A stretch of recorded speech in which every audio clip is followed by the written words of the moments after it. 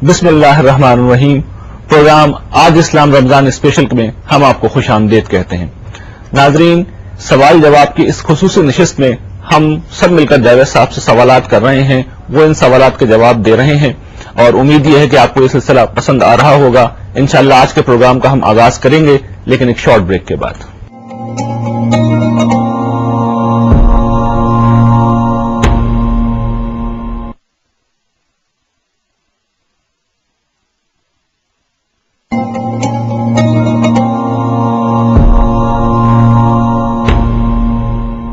جاوید صاحب، رمضان میں ہم بہت ساری عبادات کا اہتمام کرتے ہیں.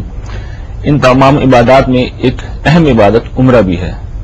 ہمارے ہاں لوگ بڑی تعداد میں ہر سال رمضان کے موقع پہ بالخصوص عمرہ ادا کرنے کے لیے جاتے ہیں، اور اس کا پس منظر ایک روایت ہے کہ جس نے رمضان میں عمرہ ادا کیا گویا کہ اس نے میرے ساتھ جو ہے وہ حج کیا.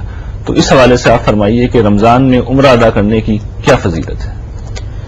یہ رمضان بھی عبادت کا مہینہ ہے، عمرہ بھی ایک بڑی غیر معمولی عبادت ہے، اور آدمی کے لیے بڑی سعادت کی چیز ہوتی ہے کہ وہ اللہ کے گھر میں حاضر ہو. حج کے تو خیر کیا ہی کہنے ہیں. نبی صلی اللہ علیہ وسلم سے عمرے کے بارے میں بھی اور حج کے بارے میں فضیلت کی کچھ روایتیں آئی ہیں. یہ روایت تو کوئی بہت مستند نہیں ہے، لیکن جو حدیث کی مستند کتابوں میں روایت بیان ہوئی ہے وہ یہ ہے کہ رمضان کے مہینے میں عمرہ ایسے ہی ہے جیسے کہ آپ نے حج کیا، تعدل حجۃ. یہ ہے اصل روایت. اس کی وجہ سے لوگوں کے اندر ایک عمومی رجحان ہوتا ہے کہ وہ اس مہینے میں سفر کریں اور عمرے کے لیے جائیں اور وہاں اہتمام کے ساتھ حاضری دیں. اپنی جگہ یہ کوئی غلط بات نہیں ہے. اس کی وجہ یہ ہے کہ ہم اس سے پہلے بھی اس موضوع پر گفتگو کر چکے ہیں کہ اللہ تعالیٰ نے یہ جو مختلف مواقع لوگوں کے لیے مقرر کر دیے ہیں، جمعے کی کچھ فضیلت بیان کر دی ہے، عرفہ کے دن کی کچھ فضیلت بیان کر دی ہے، رمضان کی بہت سی فضیلتیں ہیں. تو ان سے در حقیقت مقصود یہ ہوتا ہے کہ بندے کو متنبع کیا جائے اور کچھ خدا سے یاد آ جائے کسی موقع پر. ہر وقت اگر آپ یہ چاہیں، فلسفے کی سطح پر تو کہا جا سکتا ہے کہ آدمی بہت بیدار رہے، لیکن یہ سعادت کم لوگوں کو حاصل ہوتی ہے کہ ان کے شب و روز بیدار رہے، ان کا دن بھی بیدار ہو، ان کی راتیں بھی بیدار ہو. عام طور پر ہم اپنی مصروفیات میں، اپنے مشاغل میں، اپنے کاروبار میں بھول جاتے ہیں، تو اس میں گناہ بھی ہو جاتے ہیں، غلطیاں بھی ہو جاتی ہیں، پاؤں پھسل جاتا ہے، لغزشیں بھی ہو جاتی ہیں. تو اس میں اللہ تعالیٰ کے پیغمبر نے بھی، قرآن مجید میں بھی لوگوں کو ترغیب دی ہے کہ ان خاص مواقع پر وہ رجوع کریں. جیسے ليلۃ القدر کے بارے میں قرآن مجید میں بہت خصوصی طریقے سے ذکر ہوا ہے. تو کوئی اس میں ایسی چیز نہیں ہے. اصلی چیز یہ ہے کہ ہمارے ہاں عبادات اور زندگی کے باقی معاملات میں جو توازن قائم ہونا چاہیے وہ مجروح ہوا ہے. لوگوں کا ایک عمومی خیال یہ ہے کہ وہ رشوت لیتے ہیں تو اس سے کیا فرق پڑتا ہے، وہ لوگوں کا مال لوٹتے ہیں تو اس سے کیا فرق پڑتا ہے، ظلم کرتے ہیں تو اس سے کیا فرق پڑتا ہے، وہ جا کر رمضان میں عمرہ کرائیں گے یا کسی خاص موقع کے اوپر کوئی عبادت انجام دے لیں گے. تو یہ بات لوگوں پر واضح ہونی چاہیے کہ ان تمام عبادات میں اللہ تعالیٰ کے ساتھ تعلق کی صحیح روح اگر ملحوظ ہو تو پھر اس کا اثر انسان کی پوری زندگی پر پڑنا چاہیے.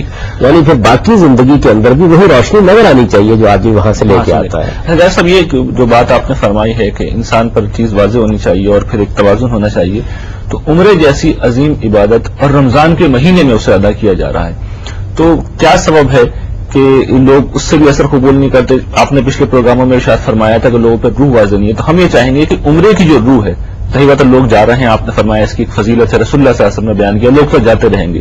تو ہم یہ چاہتے ہیں کہ آپ عمرے کی جو حقیقت ہے وہ بیان کر دیے تاکہ ہمارے ناظرین یہ جان لیں کہ کتنی غیر معمولی عبادت ہے جسے ادا کرنے کے لیے لوگ وہاں جاتے ہیں. یہ اسلام کی جو حقیقت ہے وہی عمرے کی حقیقت ہے. اسلام کی حقیقت یہ ہے کہ آپ اپنے آپ کو اصل میں جس وقت اسلام قبول کرتے ہیں تو اللہ کی نظر کر دیتے ہیں.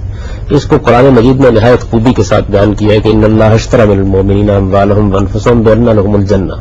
اللہ تعالیٰ نے آپ سے جنت کا وعدہ کیا ہے، آپ کے جان و مال اس نے خرید لیے ہیں. میں اس سے پہلے بھی عرض کر چکا ہوں کہ عبادات در حقیقت حقیقتوں کا علامتی اظہار ہوتی ہیں. یعنی کچھ حقائق ہیں جن کو ہم مانتے ہیں، ان حقائق کا ہم علامتوں کی زبان میں اظہار کرتے ہیں. تو یہ جو بندہ اپنے آپ کو خدا کی نظر کر دیتا ہے، عمرہ حقیقت میں اس کی تعبیر ہے. عمرے میں آپ احرام باندھتے ہیں، دنیا سے ہاتھ اٹھا لیتے ہیں، اپنے رب کے گھر کی طرف رخت سفر باندھ لیتے ہیں، اور پھر گویا جا کے نظر کے پھیرے دے کر، یہ قدیم روایت ہے، قدیم مذاہب کے اندر بھی موجود رہی ہے، یہودیوں کے ہاں بھی تھی، اس سے پہلے دین ابراہیمی میں بھی اسی طرح تھا.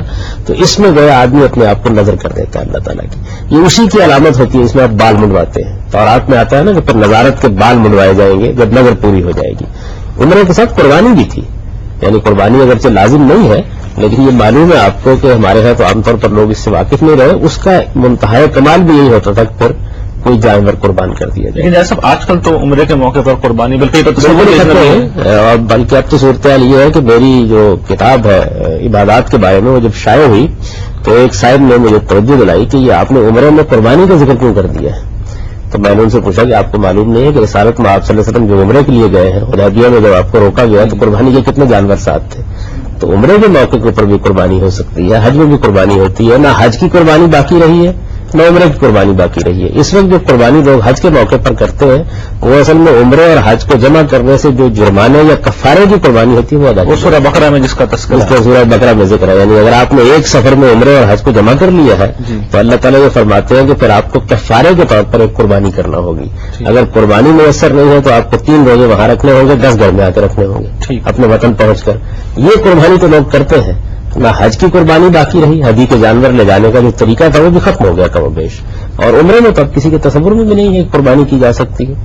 تو یہ ایک چیز ہے جو ہمارے ہاں چونکہ نفل تھی عبادت تھی, اس وجہ سے لوگوں میں کچھ بے اعتنائی اس کی جانب ہو گئی. لیکن پورے عمرے کو اگر آپ دیکھیں تو اصل میں اپنے آپ کو اللہ کی نظر کر دینے کا علامت سے فائدہ اٹھا کے میں چاہوں گا کہ آپ عمرے کا طریقہ بھی بیان کر دیں تاکہ جو لوگ جا رہے ہیں ان کے لیے یہ چیز ایک یاد دہانی کا سبب ہے. آپ میقات سے احرام باندھتے ہیں. احرام باندھنے کے بارے میں جو آداب حدود ہیں ان سے لوگ بالعموم واقف ہی ہوتے ہیں. جب آپ احرام باندھ لیتے ہیں تو اس کے بعد آپ حاضر ہوتے ہیں, وہاں پہ طواف کرتے ہیں اور طواف کرنے کے بعد آپ مقام ابراہیم کے اوپر 2 رکعتیں پڑھتے ہیں. پھر اس کے بعد آپ سعی کرتے ہیں صفا و مروہ کی. پھر اس کے بعد آپ اپنے بال مڈواتے ہیں. بال مڈوانے کے بعد آپ احرام کھول دیتے ہیں. اگر قربانی کا جانور ہے تو پھر وہ بال مڈوانے سے پہلے قربانی کی جائے گی اور قربانی کرنے کے بعد آپ بال مڈوا دیں گے, کیونکہ قرآن مجید نے یہ قانون بیان کر دیا ہے کہ سر اس وقت تک نہیں مڈوایا جا سکتا جب تک قربانی اپنی جگہ پر نہ پہنچ جائے. اچھا, تو یہ گویا اس کے آداب ہیں. ان میں سے قربانی کے بارے میں عرض کرتا ہوں کہ نفل عبادت ہے, لیکن بہرحال اس کی روایت موجود تھی, قربانی کی جاتی تھی. کچھ لوگوں کو آج بھی یہ اہتمام کرنا چاہیے اگر اللہ تعالیٰ توفیق دے. وہاں سے کیا مل سکتے ہیں کچھ اس طرح کا آپ کو ذاتی میرا خیال یہ ہے کہ کوئی اس میں مانے نہیں ہے. اگر لوگ چاہیں تو وہ ہو سکتا ہے یہ. لیکن اب ایک بڑا مسئلہ یہ پیش آ گیا ہے کہ یوم النحر میں تو قربانی کے لیے جگہ مقرر کر دی گئی ہے. تو اس موقع پر قربانی لوگ کہاں کریں؟ ہو سکتا ہے کہ وہاں کی حکومت اس کی اجازت نہ دیتی ہو یا اس طرح کے مسائل موجود ہوں. لیکن بہرحال قربانی تو ایک مسلمہ بات ہے جو عمرے کے ساتھ ہے.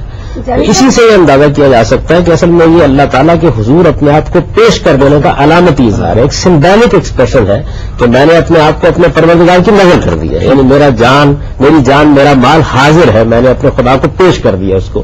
تو اس کے لیے آپ کچھ علامتوں کی زبان میں اس کا اظہار کرتے ہیں. یہ علامتیں بڑی اہم ہوتی ہیں. آپ دیکھیے آپ کا جھنڈا ہے, ترانہ ہے, کیا چیز ہے یہ؟ چند الفاظ ہے, ایک کپڑے کا پھریرا ہے.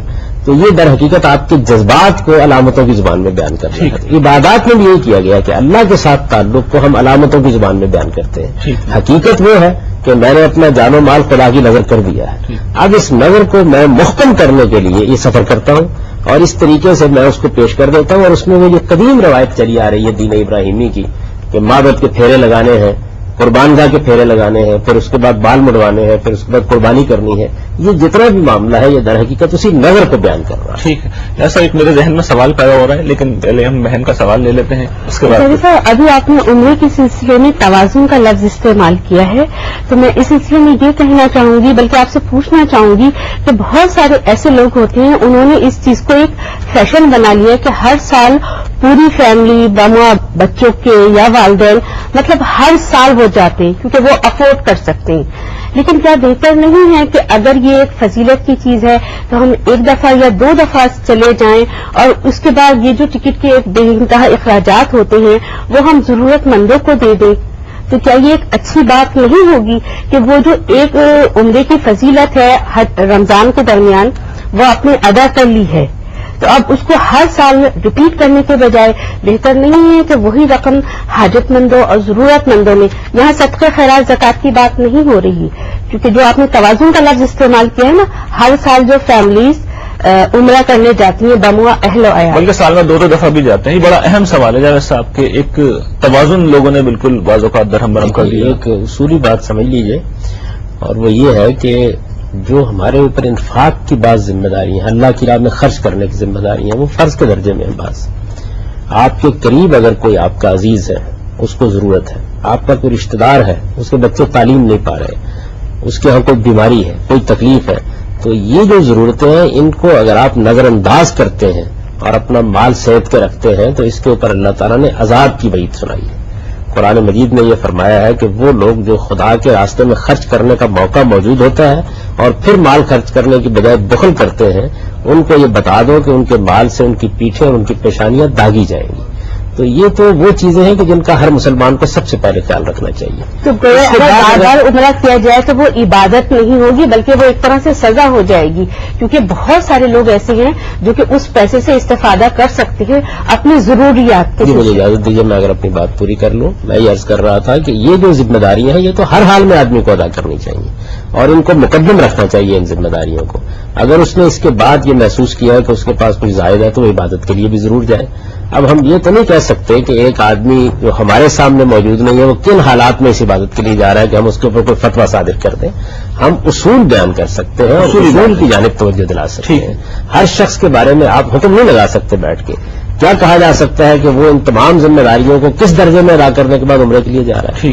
تو ہمیں تو یہ بتانا چاہیے کہ عمرہ ایک عبادت ہے، آپ جانا چاہتے ہیں تو اللہ آپ کو اس کی سعادت بخشے، کوئی شبہ نہیں ہے۔ اس میں آپ در حقیقت اپنے اس ایمان کو زندہ کرتے ہیں کہ میں اپنے آپ کو اپنے اللہ کی نظر کر چکا ہوں۔ تو یہ تو علامتی چیز ہے عبادت۔ نظر کرنے کا اصلی ظہور تو انسانوں کے ساتھ ہونا ہے، اس لیے کہ جان بھی آپ کو اللہ کی راہ میں اگر دینی ہے تو انسانوں کی کسی فلاح کے لیے دینی ہوگی، اور مال بھی دینا ہے تو انسانوں کے لیے دینا ہوگا، یعنی اللہ تعالیٰ کے حضور میں کہ آپ نے کوئی چیز جا کے پیش نہیں کرنی، یہ سب کچھ انسانوں کی طرف لوٹنا ہے۔ تو عمرہ تو آپ کو یہ بات یاد دلانے کا ذریعہ ہے۔ اس وجہ سے اگر آپ کو یہ بات ہی یاد نہیں آئی اور آپ نے اپنے گرد و پیش میں لوگوں کی ضرورتوں کو پیش نظر نہیں رکھا تو پھر آپ کی عبادات بےمانی ہو جاتی ہیں۔ یہ اصولی بات ہے جو ہم بتا سکتے ہیں، متعین طور پر یہ بات کہنا بہت مشکل ہے۔ کسی فرد کے بارے میں یہ معاملہ اس طرح کر رہا ہے یا فلاں آدمی یہ معاملہ اس طرح کر رہا ہے، لوگوں کو توجہ دلانی چاہیے اس بات کی جانب کہ ان کے پاس اگر اللہ کا دیا ہوا ہے تو ان کے گرد و پیش میں لوگوں کی ضروریات یہ ایسی چیز ہے جس کے بارے میں ان سے پوچھا جائے گا۔ اگر انہوں نے اپنے کسی عزیز کو، اپنے رشتہ دار کو، اپنے والدین کو، اپنے اعزاء اقربا کو، اپنی قوم اور ملک کے بعض مسائل کو نظر انداز کر دیا ہے تو انہوں نے ایک بڑے گناہ کا ارتکاب کیا ہے۔ اور یہ مال میں اس طرح نہیں رکھنا چاہیے، کیونکہ اللہ تعالیٰ نے مال کے بارے میں ہم کو یہ بتایا ہے کہ تمہاری جائز جو ضرورتیں ہیں، کاروباری ہے، ذاتی ضرورتیں، حال مستقبل کی، ان کے علاوہ باقی سب کچھ اللہ کی امانت ہے اور یہ لوگوں پر خرچ ہونا چاہیے۔ اسی کا ایک حصہ جو ہے بڑا خوبصورت ایک توازن والی بات سامنے آئی ہے مفتی صاحب ہمارے درمیان، بلکہ میں ناظرین سے بات عرض کرنا چاہوں گا کہ ہماری خوش نصیبی ہے کہ ہمارے درمیان مفتی مقصود صاحب بھی تشریف فرما ہیں۔ آپ خود بھی ایک ممتاز عالم دین ہیں اور ہماری درخواست پہ خاص طور پہ ہمارے پروگرام میں تشریف لائے ہیں۔ جی مفتی صاحب۔ غامدی صاحب، میں اس سلسلے میں یہ عرض کروں گا کہ ہم بعض دفعہ کوئی دین کی بات کرتے ہیں لیکن اس کے پیچھے ہمارے کچھ جذبات ہوتے ہیں، اور اصل میں دین کی بات ہم دین کا سہارا لے کر رہے ہوتے ہیں، اصل میں اس جذبات کی ترجمانی کرنی ہوتی ہے جو اندر سے ابھر رہے ہوتے ہیں۔ ایک واقعہ مجھے یاد آ گیا جو سفر حج سے کچھ پہلے کا ہے کہ حضرت عبد الرحمن بن عوف رضی اللہ تعالیٰ عنہ نے حضور صلی اللہ علیہ وسلم کی دعوت کی اور غالباً بکری ذبح کی تھی۔ آپ جب اس دعوت میں پہنچے تو آپ نے چند گوشت کے چند ٹکڑے ایک روٹی کے ٹکڑے پر رکھے، چند بوٹیاں، اور کسی صحابی کو دی کہ جاؤ یہ فاطمہ کو دیا، کئی دنوں سے اس نے یہ گوشت دیکھا تک نہیں ہے۔ تو معلوم یہ ہوا کہ غربت کی جو کیفیت ہے یہ شروع سے رہی ہے، اس وقت بھی یہ کیفیت تھی کہ گھر میں سگی بیٹی کا یہ حال تھا۔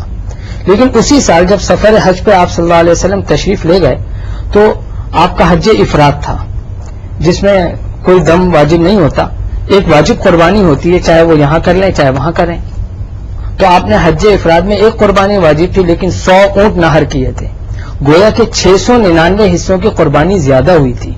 اگر ہم یہاں بیٹھ کر یہ حکم لگا دیں کہ جو آدمی ایک سے زیادہ قربانی کر رہا ہے یا عمرہ کر رہا ہے تو اور یہاں پر ضرورت مندوں کو نظر انداز کر رہا ہے تو خدا نہ خواستہ یہ فتویٰ کہاں تک جا کر پہنچے گا؟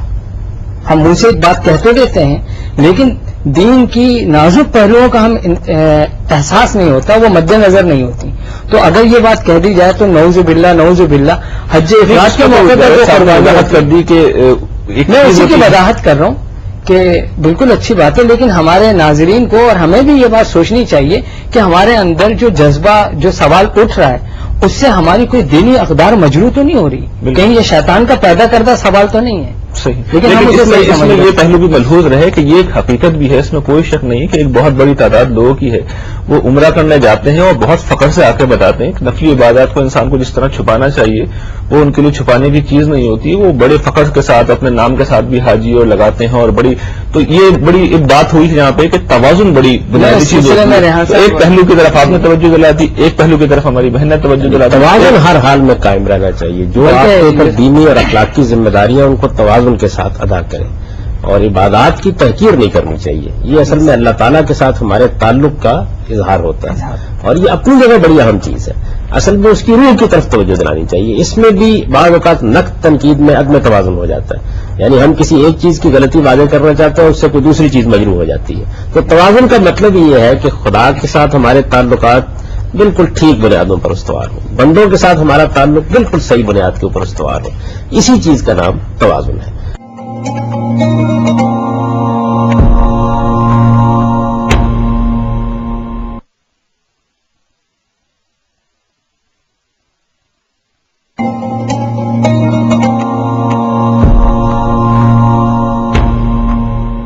جی ذرا موضوع سے میرا ہٹ کے سوال ہے، لیکن آپ نے اپنی گفتگو میں علامات کا لفظ ہے وہ استعمال کیا ہے، اور عبادت آپ نے بتایا کہ انسان کا تعلق خدا کے ساتھ علامات کے ذریعے پیدا ہوتا ہے، ظاہر کرتا ہے. یعنی کہ تعلق تو پیدا ہو، تعلق تو ہمارے ساتھ اللہ تعالیٰ کا جو اللہ تعالیٰ کے ساتھ تعلق ہے، وہ تو اصل میں اس احساس اور شعور کا تعلق ہے کہ وہ ایک صاحب عظمت ہستی ہے، وہ ہمارا خالق ہے، ہم اس کے بندے ہیں. یہ بندگی کا جو شعور ہے ہمارا، اور اللہ تعالیٰ کے ساتھ ہمارے اس تعلق کی جو حقیقتیں ہمارے اوپر ہیں، ان کا ہم اظہار کرتے ہیں علامتوں کے ذریعے سے. یعنی اللہ تعالیٰ کے ساتھ ہمارا تعلق علامت کا نہیں ہے. تعلق تو یہ ہے کہ خشوع ہے، خضوع ہے، قنوت ہے، ہم اپنے رب کے سامنے جھکے ہوئے ہیں، ہم اپنی بندگی کا احساس کر کے اس کے سامنے کھڑے ہیں، اس کے دربار میں ہم جاتے ہیں اور جا کر یہ کہتے ہیں کہ ہم تیرے بندے ہیں. اصل میں تو یہ چیز ہے، اس کو میں نے بیان کیا نا کہ اسلام کی حقیقت کیا ہے. اسلام کی حقیقت یہ ہے کہ میری جان اور میرا مال یہ اللہ کے لیے ہے. یہ ہے حقیقت، یہ میرا خدا کے ساتھ تعلق ہے. اس کا علامتی اظہار ہے، اس کا سمبولک ایکسپریشن ہے عبادت. اچھا، ہم دیگر مسئلے میں ایک سوال جو کہ پیدا ہو گیا ہے میرے ذہن میں، وہ یہ کہ جیسا صاحب یہ جو آپ نے بات کی کہ علامتی اظہار ہے، تو ہم یہ دیکھتے ہیں کہ جس طرح کہ اقبال نے بھی کہا کہ خوگرے پیکرے محسوس تھی انسان کی نظر. تو یہ جو ہم حج کرنے جاتے ہیں، ہمیں خود بھی جب ہم جاتے ہیں تو یہ تجربہ ہوتا ہے کہ انسان کے اندر ایک فطری خواہش ہوتی ہے کہ اللہ تعالیٰ کو دیکھے. جلیل القدر پیغمبروں نے بھی اس خواہش کا قرآن بیان کرتا ہے کہ اظہار کیا. تو حرم میں جا کے گویا کہ یہ محسوس ہوتا ہے کہ ہم نے اللہ تعالیٰ کو دیکھ لیا. تو کیا کچھ اس طرح کی بات اللہ تعالیٰ کی طرف سے بھی مقصود ہے؟ دیکھیے، یہ بات یہ ہے کہ اللہ تعالیٰ کو تو دیکھا نہیں جا سکتا. اس کی وجہ یہ ہے کہ یہ بات سیدنا موسیٰ علیہ السلام پر بھی واضح کر دی گئی تھی کہ اس کا کوئی امکان نہیں ہے. لا تدرکہ الابصار. اصل میں اللہ تعالیٰ کے ساتھ ہمیں اپنے تعلق کو سمجھنا چاہیے. وہ دیکھنے کا تعلق نہیں ہے، وہ اللہ تعالیٰ کی صفات کے تقاضوں کے مطابق اپنے آپ کو ڈھالنے کا تعلق ہے. تو یہ جو تعلق ہے اللہ تعالیٰ کا، اسی کو قرآن واضح کرتا ہے. قرآن مجید نے انسان کو اس سے اٹھایا ہے کہ یہ معاملہ کہ اللہ تعالیٰ کے ساتھ اس کا دیکھنے کا کوئی تعلق پیدا ہو جائے، یہ تو دنیا میں ممکن نہیں ہے. لیکن اللہ تعالیٰ کی صفات کا جب اس کو صحیح شعور پیدا ہوتا ہے تو ایک تعلق پیدا ہوتا ہے نا، ذہن کا تعلق، ہمارے اندر کا ایک تعلق پیدا ہوتا ہے. وہ تعلق کیا ہے؟ یعنی اس تعلق کو ہم محسوس کرتے ہیں. وہ تعلق بندگی کا تعلق، عبد اور معبود کا تعلق ہے. یعنی وہ ہمارا آقا ہے، خالق ہے، مالک ہے، رب ہے، وہ ذات حکیم ہے، عزیز ہے، اور ہم اس کے ساتھ ایک بندے کی حیثیت سے جڑے ہوئے ہیں. اس تعلق کے پھر کئی اور پہلو بھی ہیں، کئی ڈائمینشن ہے اس تعلق کی. ان تمام تعلقات کو جب آپ محسوس کرتے ہیں تو چاہتے ہیں نا کہ اس کا اظہار کریں. ذات خداوندی آپ کے سامنے تو موجود نہیں ہے، تو اس وجہ سے اس کے لیے طریقے مقرر کر دیے گئے ہیں، مراسم مقرر کر دیے گئے ہیں کہ آپ اس تعلق کا اظہار اس طریقے سے کر سکتے ہیں. یہ رکوع کیا ہے، یہ سجود کیا ہے، سب اسی کے سب ظاہر ہے کہ اسی طرح علامتی اظہار ہے. یعنی میرے اندر کو اصل میں جھکنا چاہیے خدا کے سامنے. اصل میں تو وہاں خشوع پیدا ہونا چاہیے نا، وہاں قنوت پیدا ہونا چاہیے، میرے اندر تو جھک جانا چاہیے. اب جب وہ جھکنے کی کیفیت کو میں اپنے قلبی کیفیت کی حیثیت سے محسوس کرتا ہوں تو چاہتا ہوں کہ اس کا کسی طرح اظہار کروں. ہم اپنی ماں کے ساتھ محبت محسوس کرتے ہیں، محبت ایک جذبہ ہے. اب اس کے بعد اس کے اظہار کے کوئی طریقے ہوں گے نا. یعنی ہم ہو سکتا ہے کہ لپٹ جائیں، ہم ہو سکتا ہے کہ ماں کے ہاتھوں کا بوسہ لیں، ہو سکتا ہے کہ ہم تعظیم کے لیے کھڑے ہو جائیں. یہ سب کیا چیزیں ہیں؟ یہ اصل میں ہمارے اس جذبہ محبت کا علامتی اظہار ہے. تو یہی معاملہ ہم اللہ تعالیٰ کے ساتھ. ٹھیک ہے، نوجوان آپ کا سوال علامت کے حوالے سے آپ کا سوال لے لیں، پھر آپ کا، پھر آپ کا سوال. جیسے انہوں نے فرمایا کہ قبلے کو اہل نظر قبلہ نما کہتے ہیں، تو علامتوں کی معنویت جو مسلم ہے، تو اس حوالے سے دیگر مذاہب میں بھی دیکھا جاتا ہے کہ انہوں نے بھی مختلف علامتیں ہیں جو وہ کہتے ہیں کہ یہ علامتوں کے ذریعے ہم خدا کو پہچانتے ہیں، تو ہم جس طرح سے عبادتیں کرتے ہیں تو ہم بھی کیا خدا کی تک ہماری جو رسائی ہے وہ علامتوں کے ذریعے ہے؟ یعنی کہ خدا کی یعنی ہمارا بندے کا تعلق جو ہے وہ علامتوں کے ذریعے ہو رہا ہے کیا؟ مطلب میں تو یہ سمجھتا ہوں کہ انسان کا خدا کا تعلق بلا واسطہ تعلق ہے، اس میں کوئی چیز حائل نہیں ہوتی، لیکن جب علامتیں بیچ میں آ جاتی ہیں تو ان میں ذومانیت پیدا ہو سکتی ہے. لوگ علامتوں پھر گزارش کروں گا، خدا کے ساتھ ہمارا تعلق علامتوں کا تعلق نہیں ہے. جو تعلق ہمارا محبت کا تعلق ہے، خوف کا تعلق ہے، خشوع کا تعلق ہے، بندگی کا احساس ہے، یہ تعلق ہے ہمارا خدا کے ساتھ، یہ بلا واسطہ ہے. ہم جب اپنے پروردگار کو پہچانتے ہیں، اس کی معرفت حاصل کرتے ہیں، تو یہ تعلق ہمارے اندر پیدا ہوتا ہے. قرآن مجید اسی تعلق کو قائم کرتا ہے، اسی کو محکم کرتا ہے. اس تعلق کا ہم انسان کی حیثیت سے اظہار چاہتے ہیں، یعنی میرے اندر بندگی کا شدید جذبہ پیدا ہوا، میرا جی چاہا کہ میں اپنے مالک کے سامنے جھک جاؤں، تو اب میں کسی عمل سے اس کا اظہار کروں گا یا الفاظ سے اس کا اظہار کروں گا؟ تو جب میں عمل سے اظہار کرتا ہوں تو یہ علامت بن جاتی ہے. ٹھیک ہے. اور یہ انسان کی ضرورت ہے. آپ اس لفظ کو تبدیل کیجئے، تعلق علامت کا نہیں ہے، اس تعلق کا اظہار مجھے علامت سے کرنا ہے. یعنی اصل میں میرا عبادات ہے، میرا اپنی ماں کے ساتھ تعلق ہے، میرا اپنے باپ کے ساتھ تعلق ہے، بھائی کے ساتھ تعلق ہے، دوست کے ساتھ تعلق ہے. یہ میری فطرت کے خلاف ہے کہ میں اس کا اظہار نہ کروں. تعلق کو تو میں دل میں محسوس کروں گا، لیکن میری فطرت یہ کہتی ہے انسان کی حیثیت سے کہ میں اس کو ظاہر کروں. تعلق کو یہ جب تک میں اس کو ظاہر نہیں کرتا اس وقت تک حقیقت میں اس تعلق کی جو حلاوت ہے وہ میرے اندر اس طریقے سے محسوس نہیں کرتی. میں اٹھا اور جب میں نے اپنے مالک کو پہچانا اور اس کی عظمت کا اعتراف کیا اور احساس بندگی اور اس کے شعور کے ساتھ اٹھا اور میں نے اپنے سر سجدے میں ڈال دیا اپنے خدا کے سامنے. یہ سر جو میں نے سجدے میں ڈال دیا، یہ پیشانی جو میں نے زمین پر رکھ دی، یہ کیا چیز ہے؟ یہ اصل میں میرے اس احساس کا اظہار ہے. ویسے بھی آپ کو معافی اسی وجہ سے شاعر کہا گیا ہے. یہ شعرا اور شاعر جو لفظ استعمال کیا گیا ہے قرآن مجید میں، اس کا مطلب کیا ہے؟ اس کا مطلب یہ ہے کہ یہ علامتیں ہیں جو مقرر کر دی گئی ہیں جس کے ذریعے سے آپ اپنے جذبات کا اظہار کرتے ہیں. یہ علامتیں خدا نے مقرر کری ہیں، اللہ تعالیٰ نے مقرر اور یہ بڑا اچھا سوال آپ نے کیا ہے. اصل میں دیکھیے یہ جو مختلف مذاہب میں مثلا لوگوں نے بت پوجنا شروع کر دی یا اور بعض جگہوں کے اوپر ایسی استھان بنا لیے جن کی وہ پرستش کرتے ہیں، تو ان کے اوپر تنقید کیا ہے؟ تنقید یہ نہیں ہے کہ علامت کیوں بنائی ہے، تنقید اس تصور پر ہے جو اس کے پیچھے موجود ہے. اسی وجہ سے دنیا کے اندر کبھی خدا کی مورتی نہیں بنی. پہلے آپ ایک مشرکانہ تصور قائم کرتے ہیں، پہلے آپ یہ طے کرتے ہیں کہ یہ فلاں دیوی ہے، فلاں دیوتا ہے، فلاں ہستی ہے، اس کو خدا نے یہ اختیارات دیے ہیں، یہ آپ کا تصور ہوا.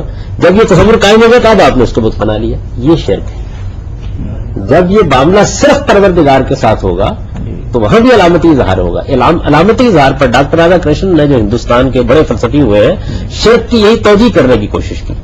یعنی انہوں نے یہ لوگوں کو بتانے کی کوشش کی تھی کچھ بھی نہیں ہے، یہ اصل میں علامتوں میں ہم اظہار کر رہے ہیں، کوئی معنی نہیں ہے. سوال یہ ہے کہ جو علامت آپ نے بنائی ہے کس چیز کی بنائی ہے؟ کیا اللہ تعالیٰ کے ساتھ کسی تعلق کو آپ نے علامت کی صورت دی ہے، یا آپ نے اپنا کوئی مشرکانہ تصور ہے جس کو علامت کی صورت دے رہی ہے؟ ایک بات.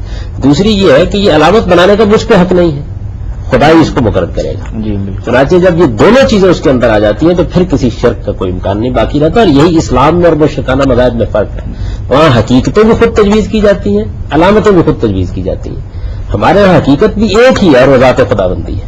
ہندو مذاہب کے لوگ جو ہیں وہ پتھر کے بتوں کی پرستش کرتے ہیں، تو خانہ کعبہ بھی پتھر سے تعمیر کیا گیا ہے. تو اگر ہم ہر سال نہ بھی صحیح، اگر ایک سال زندگی میں بھی جا کر اگر ہم اس کی پتھر کی پرستش کرتے ہیں، ایک طرح سے طواف کرتے ہیں، تو کیا ہم پتھر کی پرستش نہیں کر رہے ہوتے؟ یہ دو سوالات آپ کے ہو گئے. آپ بھی کوئی سوال ہے تو کر لیجیے تاکہ پھر ہم ایک ساتھ تینوں سوال کے جواب لیں. جی محترم جاوید صاحب، آپ نے ہماری توجہ توازن اور اصولوں کی طرف کروائی.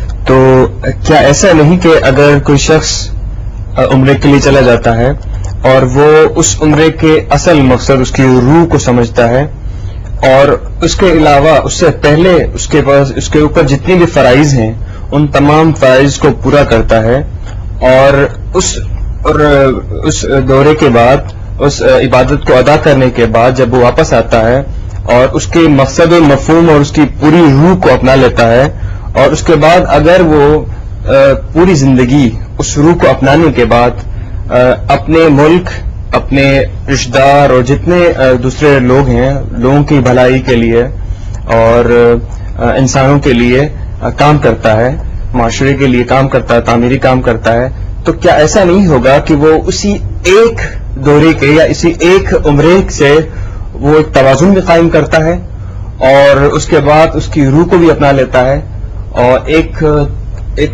اعتدال پسندانہ انداز میں پوری زندگی کو ایک مؤثر معاشرہ تعمیر کرنے کے لیے گزار دیتا ہے؟ جی، یہ جیسا سب 3 سوال ہو گئے ہیں چونکہ ہمارا گفتگو جس پس منظر میں ہے رمضان میں ترتیب مقرر کر دیں تو پہلا سوال یہ خاتون کا تھا، وہ یہ کہ لوگ، ایک روایت ہے کہ رمضان سے رمضان تک کا جو عمرہ ہے وہ گناہوں کو معاف کرنے کا، سال بھر کے گناہوں کو معاف کرنے کا سبب بن جاتا ہے. تو پہلا سوال اس حوالے سے ہے، اس کے بارے میں آپ فرمائیے کہ لوگ بات یہ گناہ بخشوانے جاتے ہیں. گناہوں سے معاف کرنے کا باعث تو یقیناً بننا چاہیے، بنے گا کیسے؟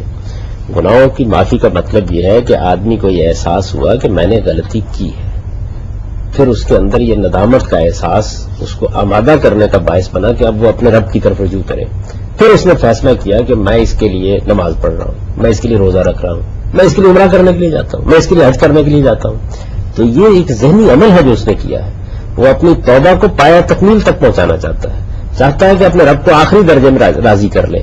اگر تو یہ ہوا ہے تو گناہ معاف ہو جائیں گے، اور اگر یہ خیال ہے کہ اس وقت جا رہا ہوں، گناہ بہت کر لیے ہیں، یہ ذرا معاف کرا کے پھر باقی آ کے کریں گے، یعنی اگر صورتحال یہ ہے تو پھر تو اس کا مطلب یہ ہے کہ اس نے اللہ تعالیٰ کے ساتھ بھی مذاق کیا ہے، اس نے اپنے ایمان کے ساتھ بھی مذاق کیا، اس نے عمرے اور حج کے ساتھ بھی مذاق کیا. اس میں ایک تصور ہوتا ہے یہ کہ بات صحیح ہوتی ہے، یہ ہم ہیں جو اس کو خراب کر لیتے ہیں. یہ جیسا تصور یہ کہ آٹومیٹکلی گناہ معاف ہو جاتے ہیں کسی میکینکل عمل سے. دیکھیے بات یہ گناہ تو تبھی معاف ہوں گے جب آپ نے اللہ تعالیٰ کے لیے، اللہ کی خوشنودی چاہنے کے لیے گناہ کے احساس کے ساتھ، توبہ کے صحیح جذبے کے ساتھ یہ سفر کیا. یہ تو اس کے لازمی آداب ہیں. اس کا یہ مطلب نہیں ہے کہ آپ گئے اور بس واپس آ گئے. لیکن نبی صلی اللہ علیہ وسلم نے ایک نماز پڑھنے والے شخص کو یہ کہا کہ اس نے وہ غلطی کی اور بڑی غلطی تھی. حضور کی خدمت میں عرض کیا تو آپ نے فرمایا بھی تم نے نماز پڑھی ہے. قرآن نے بھی یہ اصول بیان کیا، ان الحسنات یذہبن السیئات، یعنی یہ جو برائیاں ہیں ان کو نیکیاں مٹا دیتی ہیں. کیوں مٹا دیتی ہیں؟ نیکی اصل میں رجوع کا باعث بنتی ہے. تو آپ توجہ اس جانب لوگوں کو دلائیے کہ وہ اپنے گناہوں کا جب احساس کرتے ہیں تو معافی مانگنے کے لیے آمادہ ہوں. اور گناہوں کی معافی کے لیے قرآن مجید نے کچھ شرائط بیان کیے ہیں. توبہ کا مطلب کیا ہے؟ توبہ کا مطلب یہ ہے کہ آپ توبہ کا وظیفہ پڑھ لیں. یہ کوئی لفظ ہے جس کو آپ نے ادا کرنا ہے. توبہ کا مطلب یہ آپ نے گناہ کو چھوڑنے کا فیصلہ کر لیا. آپ ملاوٹ کرتے تھے، آپ رشوت لیتے تھے، آپ کم تولتے تھے، آپ لوگوں کو نقصان پہنچاتے تھے، آپ غبن کرتے تھے، آپ خیانت کرتے تھے. آپ نے فیصلہ کیا ہے کہ میں اب یہ نہیں کروں گا. اچھا، پھر یہ کہ اس کی دوسری لازمی شرط ہے، اگر آپ نے کسی کا مال لیا ہوا ہے، اگر آپ نے کسی کا کوئی چیز غصب کی ہوئی ہے تو لوٹائیں گے نا، اسے تلافی کریں گے. پھر اس کے بعد آپ کہتے ہیں کہ چونکہ مجھ سے یہ گناہ ہو گیا تھا، میں نے اتنے بڑے جرائم کیے تھے، تو میں اپنے رب سے معافی مانگوں. اب ظاہر ہے کہ آپ کو یہ پتہ نہیں ہے نا کہ رب نے معافی دے دی یا نہیں دے دی، تو آپ اس کے لیے جدوجہد کرتے ہیں، کبھی نماز پڑھتے ہیں، کبھی انفاق کرتے ہیں، یعنی گناہ کو چھوڑ دینے کے بعد یہ عمل ہو رہے ہیں جتنے. اسی لیے قرآن مجید نے بڑے 3 گناہوں کا ذکر کیا ہے ایک مقام کے اوپر، شرک کا، بدکاری کا، قتل کا، اور پھر اس کے بعد یہ بتایا کہ اس سے آدمی اللہ کی گرفت سے کیسے بچے گا. تو 3 چیزیں میں آمنا و عمل صالحا، یعنی اس نے ایمان کی تجدید کی. میں ایمان پر نہیں رہا تھا جب میں نے یہ گناہ کیے تھے. اسی وجہ سے رسالت مآب صلی اللہ علیہ وسلم نے ایک روایت میں بیان فرمایا نا کہ جب آدمی کوئی بڑا کام کرتا ہے اس وقت وہ مومن نہیں بنتا. اس کا مطلب کیا ہے؟ اس کا مطلب یہ نہیں کہ قانونی لحاظ سے وہ مسلمان نہیں رہتا، اس کا مطلب یہ ہے کہ وہ حقیقت ایمان سے خالی ہو جاتا ہے. تو ایمان کو آپ دریافت کرتے ہیں، پہلا کام تو یہ ہے. دوسرا کام یہ ہے کہ آپ اب اچھا عمل کرنے کے لیے تیار ہو جاتے ہیں. تو یہ تو بہت بڑی بات ہے. اگر عمرہ اس کا باعث بن جائے، اگر حج اس کا باعث بن جائے تو کیا کہنے ہیں. صاحب روزے میں کہا جاتا ہے یہ بنتا نہیں ہے. روزے میں استغفار کی کثرت ہم کرتے ہیں، کہا جاتا ہے، اور کرتے ہیں تو زبان سے ہم دہراتے رہتے ہیں اور سارے کام اس کے ساتھ ہوتے رہتے ہیں. اصل میں وہی مسئلہ ہے نا کہ ہم نے استغفار کو بھی ایک کلمہ سمجھ لیا ہے، ہم نے کلمہ توحید کو بھی چند الفاظ کا مجموعہ سمجھ لیا ہے، ہم نے ان عبادات کو بھی ایک طرح کا ریچول بنا لیا ہے. ان کی حقیقت کی طرف متوجہ کرنا چاہیے.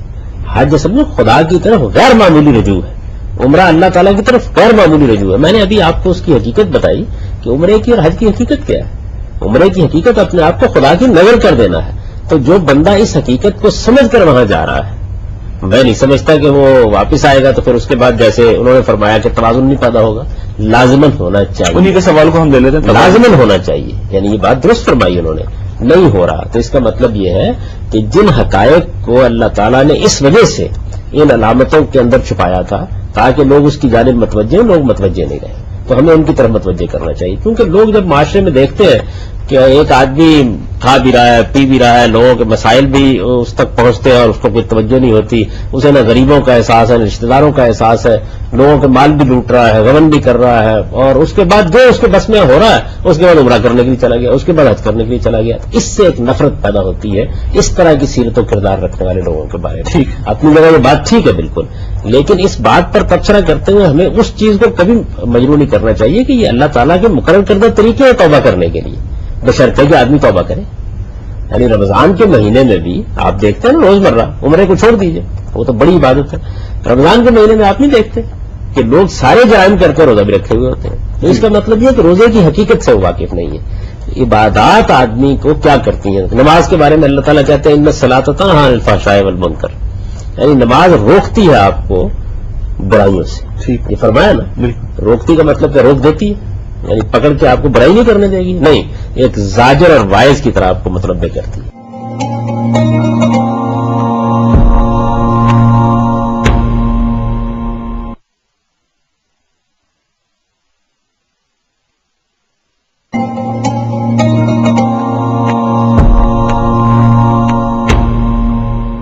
مفتی صاحب آپ کا سوال تھا وقفے سے پہلے. ہاں، جاوید صاحب نے فرمایا، آپ نے فرمایا تھا کہ عمرے کی قربانی کے حوالے سے کہ صلح حدیبیہ میں ہمیں روایات میں ملتا ہے کہ آپ نے قربانی کے جانور بھی تھے. تو وہ جو آیت ہے فَإِنْ أُحْصِرْتُمْ فَمَسْتَيْسَرَ مِنَ الْهَدْيِ کہ اگر تمہیں عمرے سے یا حج سے روک دیا جائے تو تم پھر قربانی کرو اور احرام کھول دیا جائے گا، کیونکہ احرام کھولنے کی اور کوئی صورت نہیں ہے. تو جاوید صاحب وہ جو قربانی کے جانور تھے وہ احصار کی وجہ سے تھے، یعنی کفارے کی قربانی تھی، ہاں، آپ کے کہنے کا وہ مطلب یہ. قربانی جو ہے وہ احصار کا کفارہ تھی اور حلال ہونے کا طریقہ تھا، یعنی ٹھیک. عمرے احرام سے حلال ہونے کا، ٹھیک ہے. یا مستقل طور پر قربانی کی تھی. یہ بات یہ ورنہ ہے کہ ایک جو میں قربانی کے جانور مکمل نبی صلی اللہ علیہ وسلم لے کر گئے تھے وہی قربان کیے گئے. یعنی احصار کا تو وہ تو 17 دن کا سفر ہوتا تھا نا، تو اس میں جانور ساتھ رکھنے پڑتے تھے، کھانے کی جانور ضرورت ساتھ تھی. لے لیکن کے وہ روایت میں آتا ہے کہ قربانی ان کے کے جانور ساتھ لے، علامتیں تھیں ان کے، اس کے بعد بھی عمرہ نبی صلی اللہ علیہ وسلم نے کیا تب بھی آپ قربانی کے جانور لے گئے. 7 ہجری میں. ہاں، ہمیشہ لے کر گئے ہیں. وہ قربانی کا جانور آپ کے ساتھ ہے، آپ راستے میں روک دیے گئے ہیں تو آپ اسی کو جانور کو قربان کر دیں گے اور اس کے بعد آپ احرام کھول دیں گے. ٹھیک. اگر فرض کیجئے کہ آپ نہیں لے کے گئے ہوئے اور آپ کہیں راستے میں گر گئے ہیں تو پھر آپ کو قربانی کا جانور لینا ہوگا، ٹھیک ہے. اور لے کے پھر آپ اس کو ذبح کریں. یہ ہوگا. ٹھیک. جی آپ کا. جاوید صاحب، میں نے ابھی آپ سے جو سوال کیا تھا میں اسی سلسلے میں تھوڑی سی وضاحت کرنا چاہوں گی. ایک بہت مشہور شعر ہے نا، خدا کے بندے تو ہیں ہزاروں، بنوں میں پھرتے ہیں مارے مارے، میں اس کا بندہ بنوں گا جس کو خدا کے بندوں سے پیار ہوگا. ہمارے ساتھ معاملہ یہ ہے کہ ہم عبادات میں بہت اچھے ہیں، ہم نمازیں بھی پڑھتے ہیں، میں نے پہلے بھی یہ بات کی تھی، روزے بھی رکھتے ہیں، حج اور عمرے بھی بے تحاشا کرتے ہیں، لیکن جہاں پر خدا کے بندوں کا معاملات آ جاتے ہیں وہاں پر ابھی میں اس حوالے سے بات کرنا چاہ رہی ہوں کہ ہزاروں لوگ جو ہیں وہ نان و نفقے کو ترس رہے ہیں، علاج کو ترس رہے ہیں، گھریلو ضروریات پوری کرنے کے لیے لوگ بموا فیملیز کی خودکشی کر لیتے ہیں. اس حوالے سے میں کہہ رہی تھی کہ اگر ہم ہر سال عمرہ کرنے کے بجائے، مطلب خدا نہ کرے عمرے کی عزت اور توقیر کو کسی بھی طریقے سے کم کرنے کا میرا ارادہ نہیں ہے، میرے کہنے کا مطلب یہ تھا کہ اس کا ثواب تو ہمیں ہر صورت میں ملے گا اگر ہمارے دل میں تمنا ہے. لیکن جو اللہ کے بندے بھوکے ہیں یا بیمار ہیں یا علاج سے ترس رہے ہیں، ایک ٹیسٹ کروانے جائیے آپ 10 سے 15 ہزار خرچ ہو جاتے ہیں اور عام آدمی یہ افورڈ نہیں کر سکتا. اس وقت جو حالات ہیں اس اعتبار سے عبادت یہ ہمارے لیے تعیش بن گئی ہے، کیونکہ بہت سارے لوگ کھانے کو، پینے کو، رہنے کو، رہائش کو اور علاج کو ترس رہے ہیں. دوسری صورت میں کچھ لوگ ہیں جن کے پاس ماشاءاللہ اتنا دیا ہوا ہے کہ وہ ہر سال عمرے کرتے ہیں. یہاں پہ ہرگز بھی مطلب تحقیر نہیں تھا، وہ بہت بابرکت عبادت ہے. لیکن یہ عمرہ میں سمجھتی ہوں، آپ اس پہ ارشاد فرمائیے کہ اگر اللہ کے بندے اپنی جائز ضروریات کے لیے ترس رہے ہیں تو پھر وہ اللہ راضی کہاں ہوا؟ یعنی لاکھوں کا ایک عمل ہے، یہ کوئی چھوٹی موٹی چیز ہم نے تو جی یہی بات آپ کی خدمت میں عرض کی ہے کہ یہ جو ذمہ داریاں ہیں یہ تو فرض کے درجے کی ہیں. یعنی آدمی ان کو کیسے نظر انداز کر سکتا ہے؟ اس کے گرد و پیش میں اگر لوگ اس طرح کی ضرورت مند ہے اور ان کو چھوڑ دیتا ہے اور ان کی ضرورتیں پوری نہیں کرتا تو وہ تو ایک مجرم ہے. اس میں تو دو رائے ہیں ہی نہیں کوئی بھی. اب رہ گئی یہ بات کہ بحثیت مجموعی قوم کی جو صورتحال ہے وہ تبھی ممکن ہے جب کوئی ایسا اجتماعی نظم قائم ہو کہ جو ان لوگوں کی ضروریات پوری کرنے کے لیے لوگوں سے کچھ نہ کچھ لے. اب ظاہر ہے اس میں حکومت کو اپنا کردار ادا کرنا چاہیے. اگر ہمارے ہاں لوگوں کی کفالت کا بندوبست کیا جائے, ریاست اپنی یہ ذمہ داری محسوس کرے اور اس معاملے میں لوگوں کو کنٹریبیوشن کرنے کے لیے کہا جائے, تو میرا خیال ہے کہ لوگ بہت بڑی تعداد میں دینے کے لیے تیار ہوں گے. تو دونوں چیزیں ضروری ہیں. ایک, لوگوں کو اپنے قریب کی ذمہ داریوں کی طرف توجہ دلانی چاہیے کہ وہ ان کو پورا کریں. ان میں سے بہت سی ذمہ داریاں ان کے اوپر فرض و واجب کی حیثیت رکھتی ہیں, اور اگر اس فرض و واجب کو چھوڑ کر وہ نفل عبادت کرتے ہیں تو یہ ایک غلط کام ہوگا. لیکن ہم کسی آدمی کے بارے میں یہ علی الاطلاق رائے نہیں دے سکتے, یعنی بصیرت مجموعی توجہ دلا سکتے ہیں کہ ان ذمہ داریوں کو ضرور اپنے سامنے رکھیں. یہ ذمہ داریاں آپ کے لیے اللہ تعالیٰ کے مسئولیت کا باعث بن سکتی ہیں. خدا پوچھے گا اس کے بارے میں کہ آپ نے کیوں نظر انداز کر دیا. اسی طرح بصیرت مجموعی پوری قوم کو منظم کرنا چاہیے کہ وہ غریبوں کے بارے میں حساس ہو, اور ہمارا اجتماعی نظم بھی اس معاملے میں لوگوں سے اپیل کرے. میں آپ کو پورا اطمینان دلاتا ہوں کہ مسلمان قوم بہت کچھ دینے کے لیے تیار ہو جاتی ہے, بشرطے کہ اس کو صحیح طریقے سے توجہ دلائی جائے, اور ہمارا نظم اجتماعی بھی, ہماری حکومت اور ہمارا اقتدار بھی اس کو ذمہ داری سمجھے.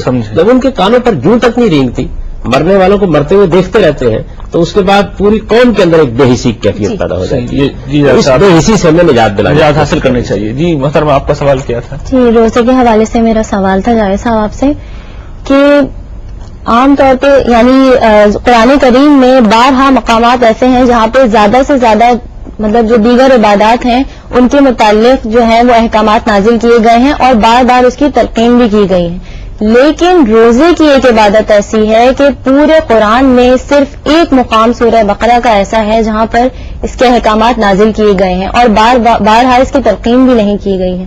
تو کیا ہم روزے کی عبادت کو دیگر عبادت پر جو ہے اس کی اہمیت ہم کمتر اہمیت کی بڑا اچھا سوال ہے جاوید صاحب, کیونکہ ایک ہی دفعہ قرآن میں ہے اور کہیں پہ اس کی تلقین ہی نہیں ہے, تو یہ کچھ کمتر ہے روزے کی عبادت کے؟ ایسا نہیں, کم اہمیت کی حامل ہے دیگر عبادتوں کے مقابلے میں. ذکر ہے, اور اللہ تعالیٰ نے خاص طور پر سورہ احزاب میں جو کمال اور جمال کے مقامات بیان کیے ہیں, یعنی جس میں لوگوں کو توجہ دلائی گئی ہے کہ اگر اس جگہ سے اٹھ کے جہاں آدمی فرض پورا کر دیتا ہے, کبیرہ گناہ سے بچ جاتا ہے, اوپر جانا چاہتے ہو, تو تمہیں کیا صفات اور اوصاف اپنے اندر پیدا کرنی چاہیے.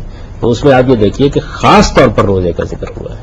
تو ایسا نہیں ہے, روزے کے احکام ایک جگہ بیان ہوئے ہیں, ایسا وہ سوال اور ہے کہ اس لحاظ سے اگر آپ دیکھیں تو روزہ ہے جس کے احکام زیادہ تفصیل کے ساتھ قرآن مجید میں بیان ہوئے ہیں. تو اس میں کوئی فرق نہیں ہے. اس کی وجہ یہ ہے کہ یہ سب چیزیں ہمارے اوپر فرض ہیں. نماز بھی ہمارے اوپر فرض ہے, روزہ بھی ہمارے اوپر فرض ہے, حج بھی ہمارے اوپر فرض ہے. یہ فرض عبادات ہیں. تو فرض عبادات یکساں اہمیت رکھتی ہیں اور ان کے مابین کوئی فرق نہیں ہے. ظاہر ہے ان کے اندر پھر کچھ درجات کا فرق ہوگا. مثلا نماز ہماری روزمرہ کی عبادت ہے, اس کی اہمیت اس لحاظ سے بڑی غیر معمولی ہے. یہ سال میں ایک مرتبہ کی عبادت ہے, تو اس وجہ سے اس کا ذکر قانونی لحاظ سے یہاں آیا ہے. جگہ جگہ قرآن مجید نے صوم کو, صائمین کو, صائمات کو توجہ دلائی ہے کہ یہ بڑا اعلیٰ کام ہے جو آپ کو کرنا ہے. تو ایسا نہیں کہ قرآن مجید نے ایک ہی جگہ اس کا ذکر. جاوید صاحب, کچھ بعض اوقات ایسا ہوتا ہے کہ بچپنے میں یا شعور آنے سے پہلے تک کی جو زندگی ہوتی ہے کہ انسان لاؤبالی اور غیر ذمہ دار ہوتا ہے, تو بہت سارے لوگوں کے بہت سارے روزے چھوٹتے ہیں. لیکن جب شعور آنے کے بعد 25-30 سال کی عمر میں پہنچ کر جب وہ زیادہ ذمہ دار ہو جاتے ہیں, انہیں احساس ہوتا ہے کہ ان کے کئی سالوں کے روزے باقی ہیں. اس صورت میں انسان کیا کرے, کیونکہ بچوں کے فیملی کے ساتھ ہونے کے بعد یہ بہت مشکل بات ہوتی ہے کہ آپ ان 5-6 سال کے روزوں کو رکھیں جو کئی سو میں ہو جاتے ہیں, کئی سو میں بن جاتے ہیں. تو اس حوالے سے پھر کیا کرنا چاہیے؟ 2 کام کرنا چاہیے. ایک تو یہ کرنا چاہیے کہ جو کچھ بھی ہوا ہے اس پہ توبہ و استغفار کرنی چاہیے. یعنی اللہ تعالیٰ کا ایک حق تھا ہمارے اوپر, ہم نے اس کو ادا نہیں کیا. ایک فرض تھا جس کو ہم نے پورا نہیں کیا, تو اس کے لیے اللہ تعالیٰ سے آدمی کو استغفار کرنی چاہیے, مغفرت مانگنی چاہیے, معافی مانگنی چاہیے, اور اللہ تعالیٰ کے حضور میں اپنے آپ کو پیش کر دینا چاہیے کہ میں تیرا عاجز بندہ ہوں, مجھ سے کوتاہی ہوئی ہے, مجھے اس کا شعور نہیں تھا, اب مجھے شعور ہوا ہے, تو میرے اس گناہ کو معاف کر لے. ایک کام یہ کرنا چاہیے. دوسرے یہ ہے کہ اس کی کچھ اپنی تربیت کرنی چاہیے کہ مہینے میں کچھ نفل روزے جس طرح رکھے جاتے ہیں اس طرح آپ یہ روزے رکھنا شروع کر دیں. 2, 3, 4 روزے بھی اگر آپ رکھتے رہیں تو نیت کر لیں اور اس سفر پر نکل کھڑے ہوں کہ تلافی کرنی ہے. کیا بعید ہے کہ اللہ تعالیٰ اس کی توفیق دے دے کہ یہ پورا ہو جائے. آپ اس میں ایک بات ایڈ کرنا چاہوں گا کہ ایک صاحب تھے جو حضور صلی اللہ علیہ وسلم نے پچھلی امت کے کسی شخص کا واقعہ بیان کیا ہے کہ اس نے 99 قتل کیے. اب اس کو خیال آیا کہ میں یہ سب کچھ کر رہا ہوں تو توبہ کروں, تو وہ ایک پادری کے پاس گیا, عیسائی تھا وہ, تو اس سے پوچھا کہ میرے لیے اب کیا راستہ ہے. اب کوئی راستہ نہیں, اب تمہارے لیے جہنم ہے, تم تیار رہو وہاں جانے کے لیے. اس نے سوچا کہ جہاں 99 وہاں ایک اور صحیح، اسے بھی قتل کر دیا. اب کسی اور کے پاس گیا تو اس نے کہا تم ایسا کرو، یہ بستی چھوڑ دو، یہ گناہوں کی جگہ ہے، اور فلاں جگہ چلے جاؤ. اب وہ وہاں چلا گیا، راستے میں موت آ گئی.